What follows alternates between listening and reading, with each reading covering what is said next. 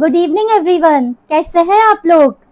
तो I hope सभी ने अपना फेस्टिवल अच्छे तरीके से सेलिब्रेट कर लिया है। अब टाइम है वापस से अपने स्टडी डेज में आने का। तो हम स्वागत करते हैं आपका एक बार फिर अपने इस प्यारे से चैनल में जिसका नाम है केमिस्ट्री विद प्राची। तो हम लोग ने स्टार्ट करा था क्लास 12th में यूनिट नंबर 1 सॉल्यूशन, जिसमें हमने हेनरीज लॉ, हेनरीज की लिमिटेशन और एप्लीकेशन इतना टॉपिक कंप्लीट कर लिया। अब आज हम स्टार्ट करते हैं अपने चैप्टर का पार्ट बी। पार्ट बी ये मैंने आपको समझाने के लिए बोला है। पार्ट बी नाम की ऐसी कोई चीज एनसीईआरटी में नहीं है। हम लोग ने अपने चैप्टर को 2 पार्ट में डिवाइड कर लिया था। एक जो पार्ट है पूरा कॉन्सेंट्रेशन टर्म वाला, मोलैरिटी मोलैलिटी, आपने जो अभी तक के पढ़कर आया। एक पार्ट अब हम लोग लेंगे कॉलिगेटिव प्रॉपर्टीज। तो अब हमारा पूरा चैप्टर चलेगा कॉलिगेटिव प्रॉपर्टी के तरफ। अब आप सोचोगे ये क्या नया वर्ड है कॉलिगेटिव प्रॉपर्टी। तो चलो आज वही सीखने के लिए हम लोग अपने चैनल पे आए हैं। तो आज हम लोग स्टार्ट करेंगे कॉलिगेटिव प्रॉपर्टीज।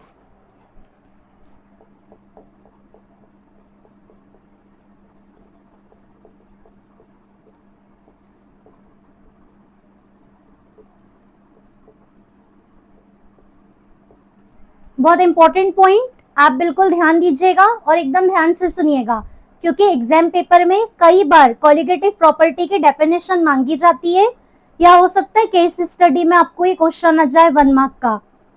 तो किसी भी सॉल्यूशन को डिटरमाइन करने के लिए कुछ प्रॉपर्टीज की जरूरत पड़ती है।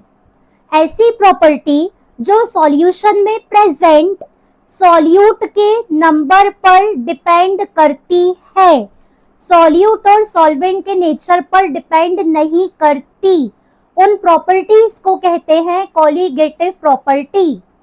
एक बार फिर इंग्लिश में, the properties of solution which depend upon the number of particles of solute but do not depend upon the nature of solute and solvent called colligative properties।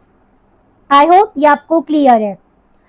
अब बेटा कॉलिगेटिव प्रॉपर्टी जो होती है वो टोटल 4 है, लेकिन उसके पहले मैं सिंपल लैंग्वेज में इसकी डेफिनेशन आपको लिख देती हूँ।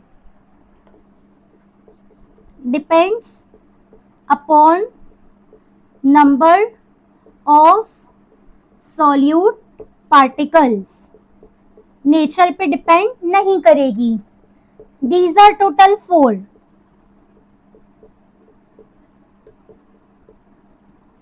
कॉलिगेटिव प्रॉपर्टी टोटल 4 है।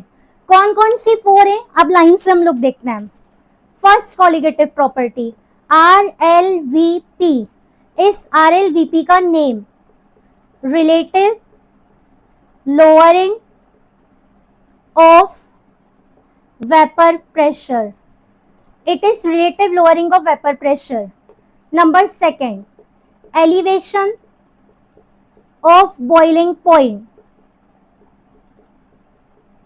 एलिवेशन का मतलब होता है इंक्रीज होना, एलिवेट होना, बढ़ना।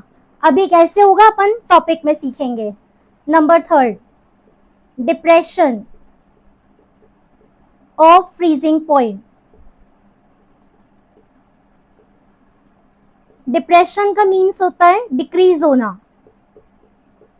And number fourth, it's osmotic pressure.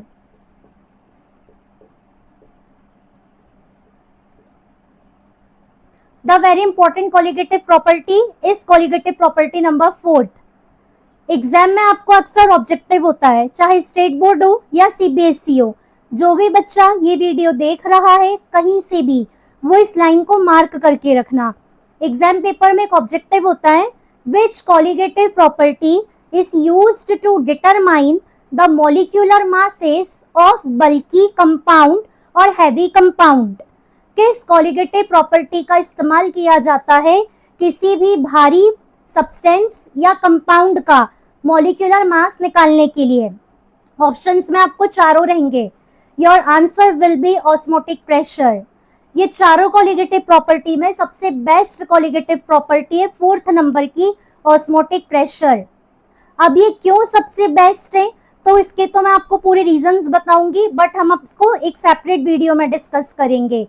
कि क्या एडवांटेज है ऑस्मोटिक प्रेशर का इन चारों के लिए, जो इसको एकदम अलग और सबसे अच्छा कहा गया है ना। तो ये आप याद रखना।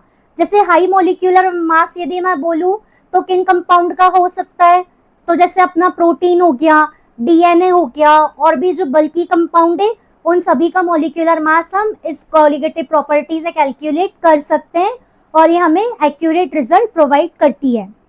अब एक और ऑब्जेक्टिव पेपर में देखा गया है, ऑब्जेक्टिव ऐसा होता है which is not a colligative property. आपको ऑप्शंस देगा, कई बार ऑप्शन में लिख के देगा वो लोअरिंग ऑफ वेपर प्रेशर। तो याद रखिए कोलिगेटिव प्रॉपर्टी है relative lowering of vapour pressure.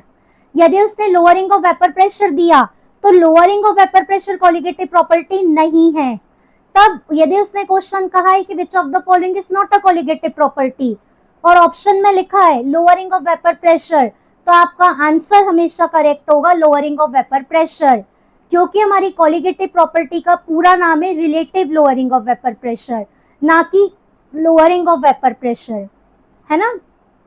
I hope ये पॉइंट्स आपको बहुत अच्छे तरीके से क्लियर हो।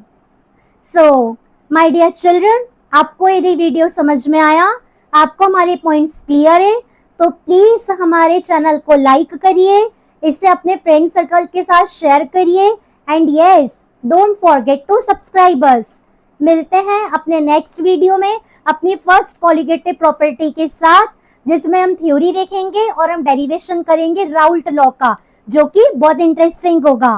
तो तब तक अपनी एनसीईआरटी रीड करिए, अपना बहुत ध्यान रखिए और एंजॉय करिए। Bye bye, have a nice day.